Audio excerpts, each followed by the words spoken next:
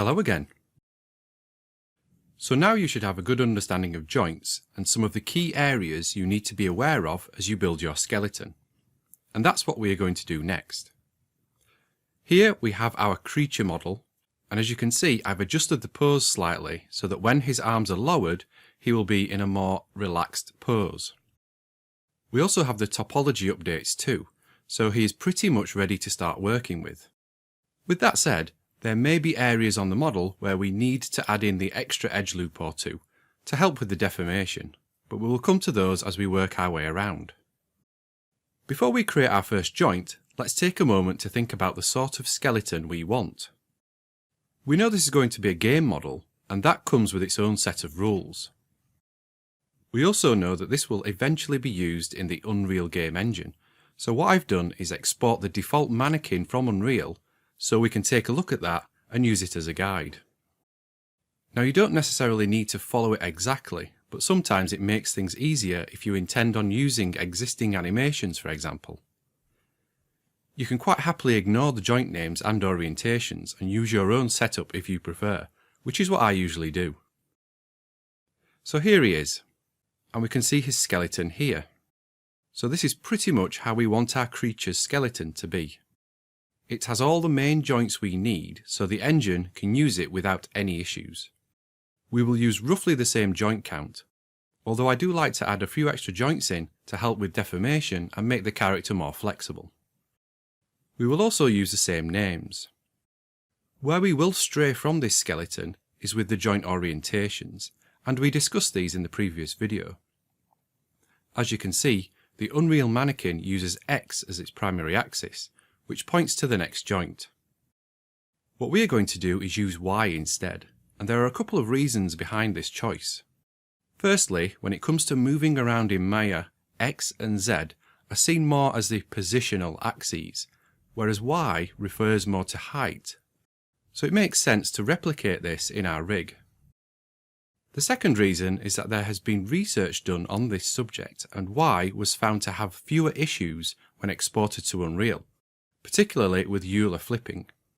This is when joints have a wide range of movement and the rotations go above 360 or below minus 360, which can cause them to flip. You can sometimes correct these using May's Euler filter found in the graph editor. So this is the skeleton, and we also have twist joints which will help when we come to rig the upper and lower arms and the legs. Okay, let's hide the parts of the model we don't need, so the clothing mainly.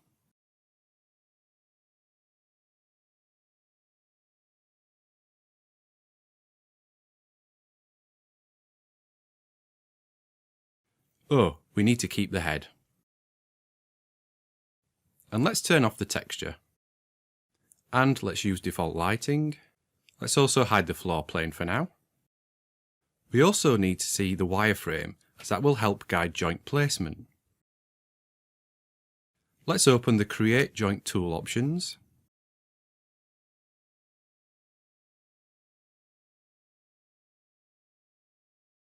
So as mentioned, we do need Y to be the primary axis, so let's set this to Y. And change secondary axis world orientation to Z, because we want our Z axis to point forwards. Now these can easily be changed, so it's not essential you set these here, but it could save a bit of time. Let's also enable projected centering, so Maya can help place each joint in the middle of the model. Let's move the outliner and hide the mannequin. I'm going to include him in the source files too, so feel free to take a look at him later if needed. Okay, let's start with the left arm and place the clavicle joint first, and then the shoulder, elbow, and wrist. As you can see, Maya has helped by estimating the middle of the model and placing the joints for us. So to use the last tool, you can press G, so we can quickly jump back into the joint tool and create the thumb. We are looking for the main knuckle area, or the points where each section would pivot around.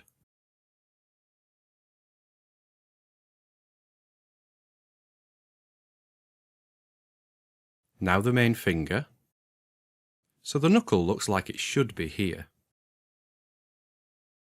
And remember, we added the extra edge loops here so we can get a nicer bend in this area. So this can also help guide us with joint placement.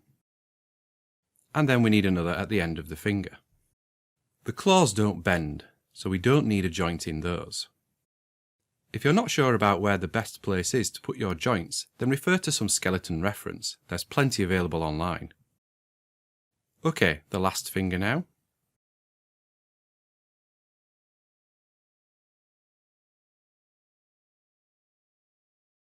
Done. I'm wondering whether to add another joint further up the hand.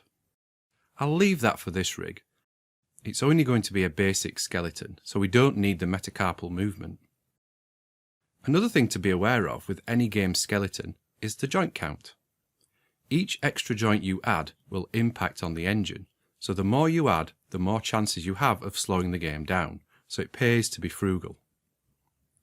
This obviously depends on the target platform, so to be safe, get a rough joint count limit from the team lead or your client.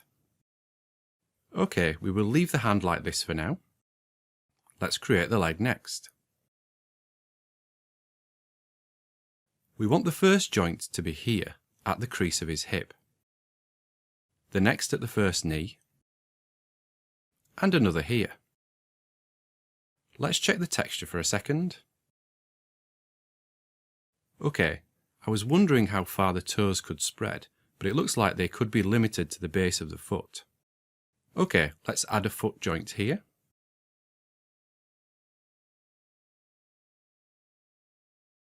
Now for the toes.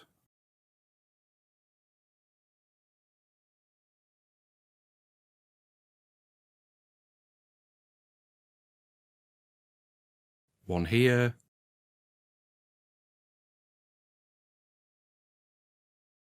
And another here. Now these joint placements aren't final. We will be coming back and tweaking them later. We could probably do with an extra edge loop here, where the toe bends. I'll just quickly add one. And make sure I enable symmetry too, so it adds this to the opposite toe. Remember to bring up this marking menu, hold down Shift and Control, and then click with your right mouse button. That's good. The edges are blue, which means they are symmetrical. I'll just select this edge ring and go to Connect Components. There, we have it added to the other side too. We can also remove this edge here to collapse that triangle. We can do this one too. There are lots of areas of this model that need fixing, but I'm going to try to focus more on the rigging. I could possibly follow this up with a modelling course of my own if you're interested. That's a bit better. We just need to soften the edges now. There we go. Distraction over. Okay, let's get back to the skeleton. So that's the leg, and you will notice that I'm only working on the left side. This is because we can simply copper these over to create the right side when we are finished with them. Now let's add the spine. I'll switch to the front view. We need to start at his core. This is the point where he would pivot if he bends over, so this could change depending on the character. Maybe around here. We then need 4 more joints, ending at the base of his neck. Let's double check with the Unreal skeleton. We have the pelvis, and then 3 spine joints before the neck, so 5 in total, just like us. Remember that you can have more in your skeleton if you need them. The spine joints need to be dead center, so we need to check those. I'm going to hold down X, which will snap to the grid, and then move them across the X-axis. There, it moved a small amount, but this is important if we plan to mirror anything in the future. Let's fix the other joints. And another option, instead of using the snap tool, you can simply set the translate X attribute of each joint to 0. Each joint's translation attributes are simply an offset value, so it's the distance from its parent joint. So setting these to 0 moves them back to the middle of the grid. Right, Let's adjust the spine. We just want to move these so they are more in the middle of the model.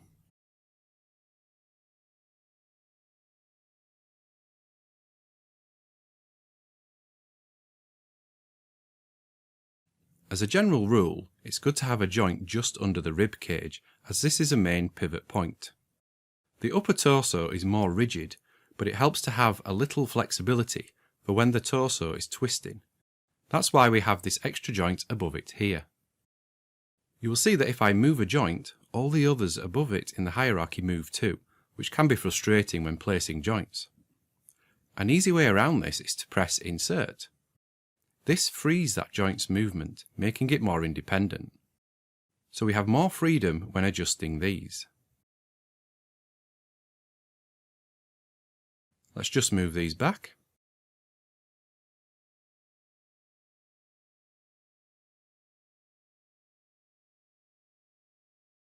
This joint will control the neck, so it looks like it needs to be higher.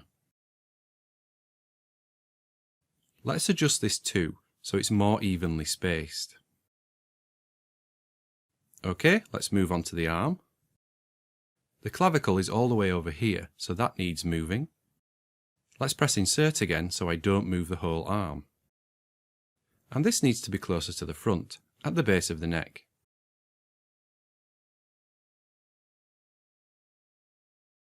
Adjust the shoulder slightly.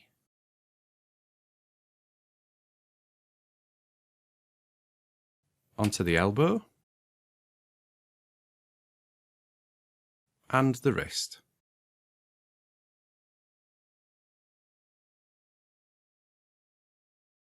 Now let's adjust the fingers.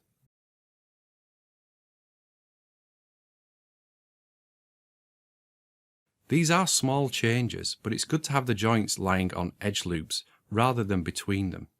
It just means that they will deform better. Let's move this knuckle.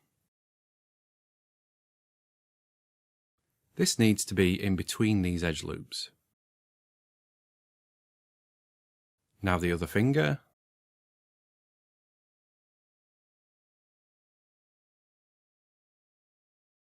Okay, good.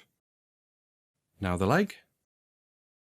This needs to be closer to that edge loop, and more in the middle. Okay, switch the view for this one. You have to think where the best pivot point would be. That should work. Now this joint.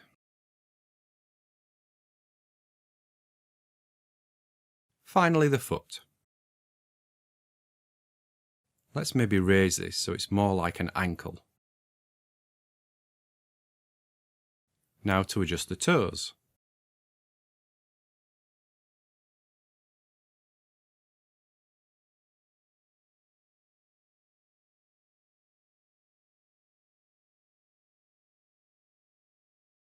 Okay, so that's the main joints positioned. Let's add the head and eyes next. For the head, we can simply duplicate the neck joint. Just select it and press Ctrl and D. And move this up to where the base of the skull would be, or the top of the spine. On a human model, this is usually just behind the ears. We need this to be parented to the neck joint, so select it and then press P. Now duplicate the head joint and move it over to the eye. A quick way to get the joint into the exact centre of the eye is to select the eye model and then the joint. Now go to Constrain Point.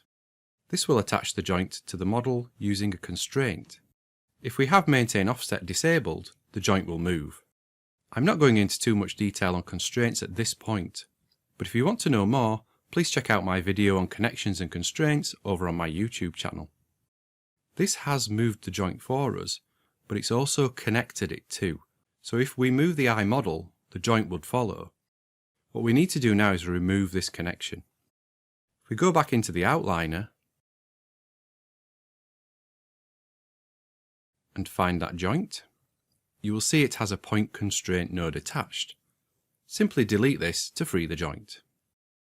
Another alternative to using a point constraint would be to use Maya's Match Transformations tool. You can find this in the Modify menu. Just one thing to note, if your eye model isn't completely spherical, like in this example, this method will only constrain it to the middle of the geometry, not the actual sphere.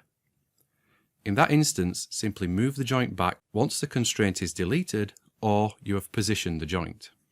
All we need to do now is parent this eye joint to the head joint, so the eye will move with the head. Now we have the main joint in place, so next is the fun part, renaming. Let's bring back the Unreal Mannequin. So all we are going to do is rename our joints so they match the Unreal skeleton. I'll speed this part of the video up, but if you are unsure, please refer to the source files. When it comes to the extra joints, like the eye, just give it an obvious name, but use the same naming conventions as the rest of the skeleton. It's so important to stay on top of your names.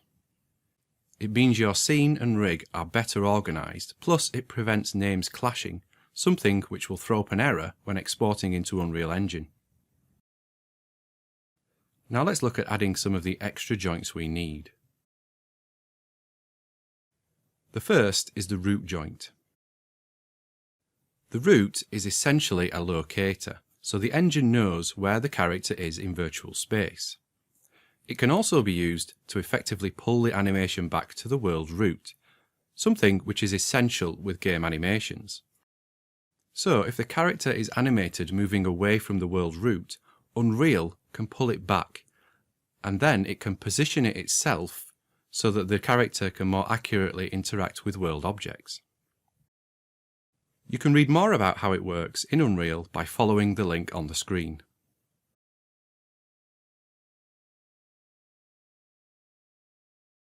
Okay, let's bring back the grid. And we just want to create a single joint. But we need it with the default settings so the orientation matches the world's orientation. I'm going to just hold X and snap this joint to the grid. And that's it. Let's rename this to root. Nice and easy.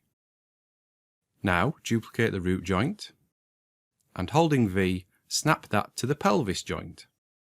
Call this one cog, which is short for centre of gravity, and parent that to the root joint. Now parent the pelvis joint to the cog joint. Actually, we will skip that for now and come back to it once the limbs are finished.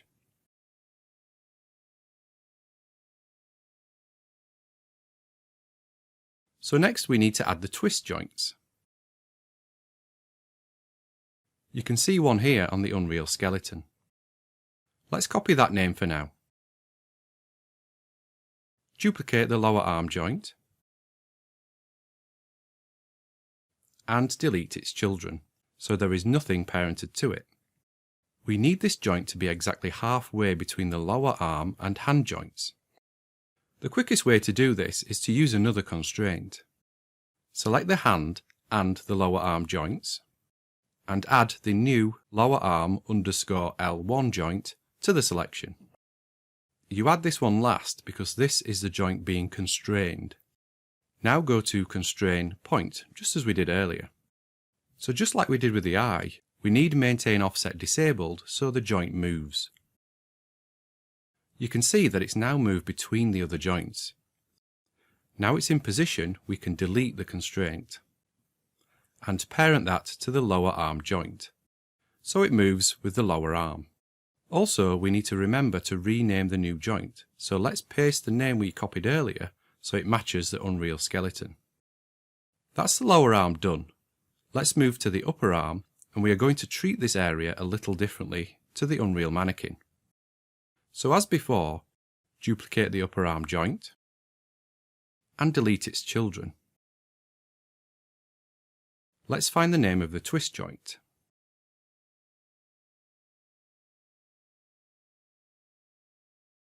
Here it is. Let's rename our new joint before we move on. There we go. With this first joint, we're going to leave it here. We need this to help with how the shoulder rotates and deforms. If you rotate your own shoulder, forwards and backwards, up and down, the shoulder moves with it. However, if you twist your arm, the shoulder doesn't twist. Instead, your arm twists around the bicep area. So we will use this joint later to help replicate this movement. Now we need a second twist joint. This will sit in the middle of the arm. So duplicate the first and change the number to 2. Just like with the lower arm, we will use a constraint to position it. So select the lower arm and upper arm joints, and then the second twist joint, and create a point constraint. That's moved, so we can now delete the constraint and parent the joint to the upper arm. So that all moves together. That's the extra arm joints added, so let's now add them to the leg, and it's exactly the same process. Let's copy the name from the Unreal skeleton,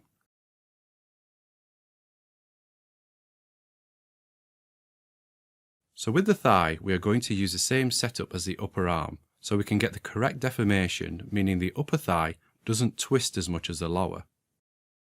Duplicate the thigh and delete everything underneath it. Now rename it, just paste the name you copied previously. Duplicate that twist joint and change the number from 1 to 2. And use another point constraint to update its position.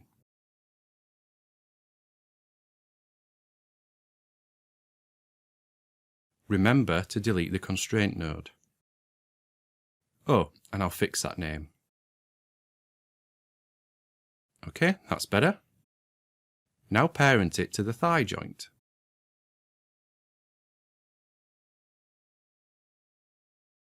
The first twist joint needs parenting to it too. Good. Actually, I'll update the upper arm too, moving the first twist joint so it's parented to it. Right, next section. So copy the name. We need to do this lower section because this is the calf. Duplicate the calf and then delete its children. Oh, that sounds so harsh. Delete your children. Rename it to twist 1. Now update its position with a point constraint. And then delete the constraint and parent the joint to the calf. Now let's do the knee section. So copy the knee, delete the other joints beneath it. That way of putting it sounds better. Update the name so we know it's a twist joint.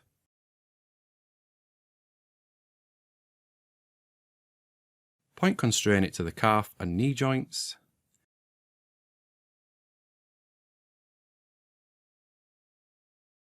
Actually, you may be wondering why I use a point constraint and not a parent constraint. Let me quickly demonstrate the difference.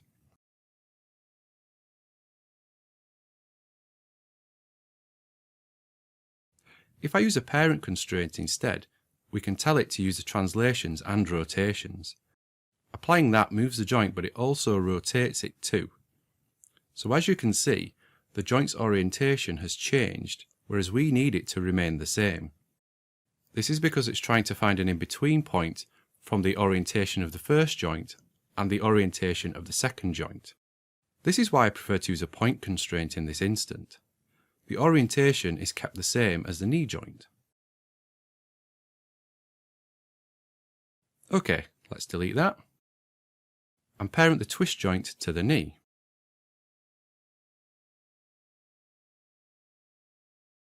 Okay, all done. So that's the main joints we need at this stage. All we need to do now is parent these so they form a single skeleton. This is essential when exporting to a game engine. You need to be able to have a single hierarchy for the character. Now we can parent the pelvis joint to the cog. It may seem strange having these two joints here, but we need them to separate the upper and lower bodies, giving the animator more freedom. You can't really see it here. Let's parent the thigh to the cog. So if I move the cog, everything follows. If I move the pelvis now, just the upper body follows. OK, next parent the clavicle to the upper spine joint, which is spine 3. The fingers can now be parented to the hand,